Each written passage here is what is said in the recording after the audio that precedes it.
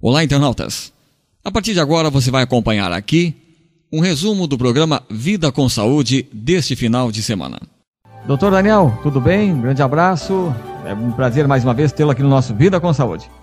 Então, Locatelli, tudo bem? Estamos aqui em casa hoje, fazendo um programa usando os benefícios da modernidade. Mas está funcionando bem, acho que vai ser um bom programa.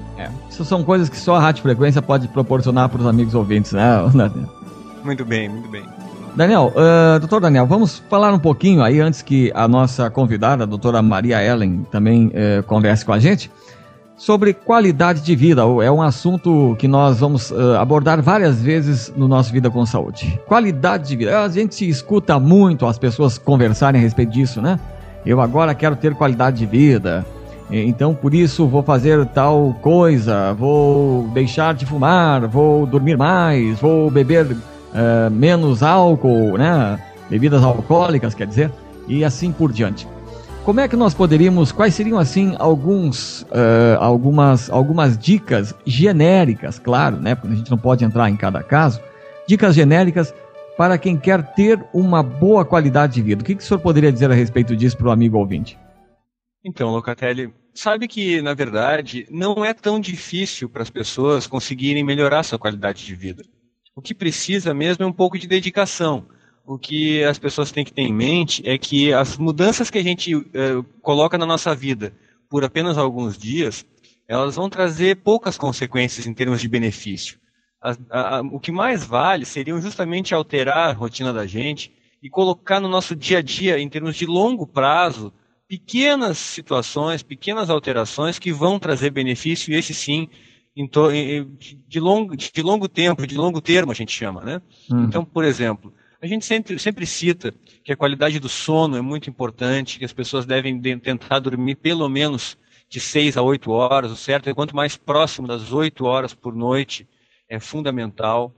A questão da alimentação, né? Tentar se alimentar de forma regrada, com horários, a gente evitar as frituras em excesso, tentar colocar no nosso dia a dia uma questão do exercício, né? Fazer uma caminhada, não precisa ser uma caminhada muito longa, não precisa ser por muito tempo, mas colocar pelo menos 30 a 40 minutos por dia de caminhada.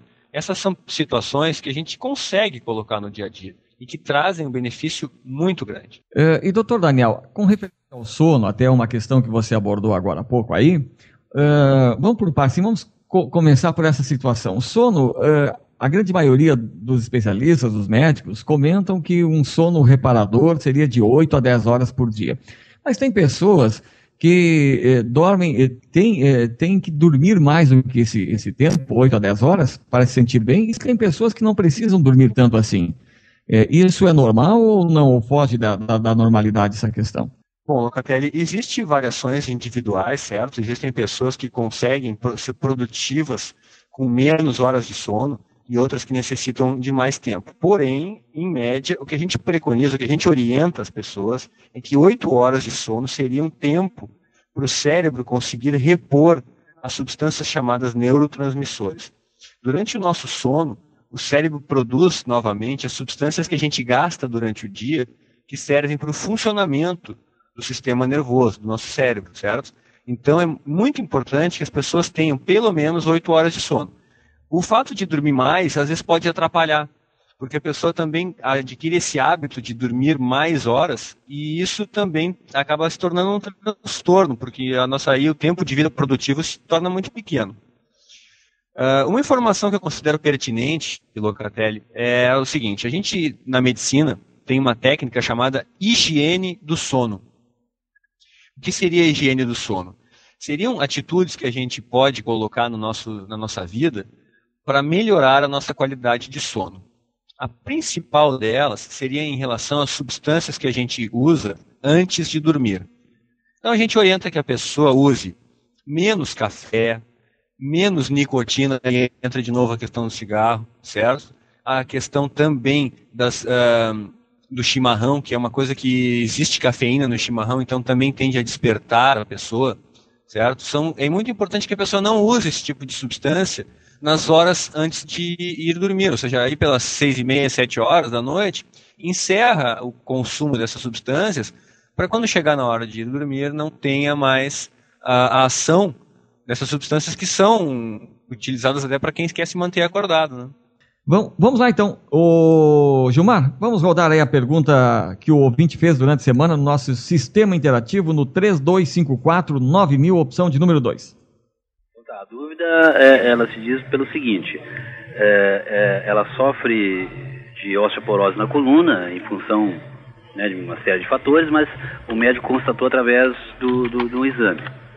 E além do cálcio, através de comprimidos e a caminhada no sol, enfim, o médico receitou como suplemento para cálcio a casca do ovo da galinha, casca do ovo moída, batida no liquidificador. Então a dúvida é se esse procedimento está correto, se isso realmente surte um efeito que a gente pensa que deva surtir. Essa é a nossa dúvida. Doutor Daniel, pode responder. Então, eu acho que está muito bem colocada a pergunta. A situação é assim, Locatelli, o uso da casca de ovo para repor cálcio, ele é possível, certo? A conduta é assim, a pessoa deve fazer uma higiene da casca do ovo, deve lavar bem, certo? Deve ser retirada aquela película interna, aquela pelezinha branca que tem pelo lado de dentro da casca do ovo, porque ela depois vai dificultar para a gente conseguir fazer o produto virar um pó, certo? Então essa casca de ovo, depois de limpa e retirada essa pelezinha interna, essa película, a gente coloca no forno para torrar e depois é passado no liquidificador para ser transformado em pó e ser usado no dia a dia, né, dessa forma. Então é possível, está bem indicado fazer esse uso. Agora eu gostaria de lembrar que, assim, Locatelli, para as pessoas que já têm a osteoporose, só o uso do cálcio e as caminhadas no sol, ele até falou isso também, são muito importantes, porém não é suficiente. Hoje em dia não se justifica que a pessoa que é portadora de osteoporose não use medicação. Existem remédios, além do cálcio, que são muito importantes para fazer com que esse cálcio se fixe no osso. Porque não adianta que a gente só coloque o cálcio dentro do organismo e não faça esse cálcio chegar e se fixar no osso, certo?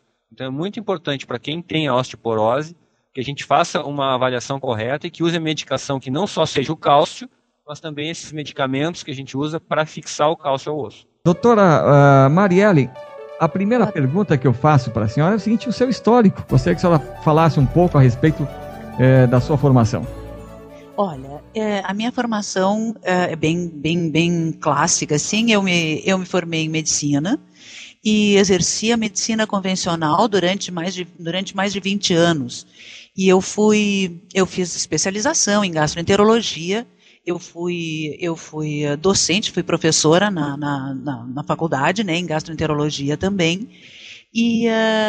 Mas já há 18 anos eu me dedico ao estudo da terapia floral, que eu acho uma coisa maravilhosa. E entrei em contato com essa terapêutica nova na época, quando fui para Buenos Aires para fazer um curso de homeopatia.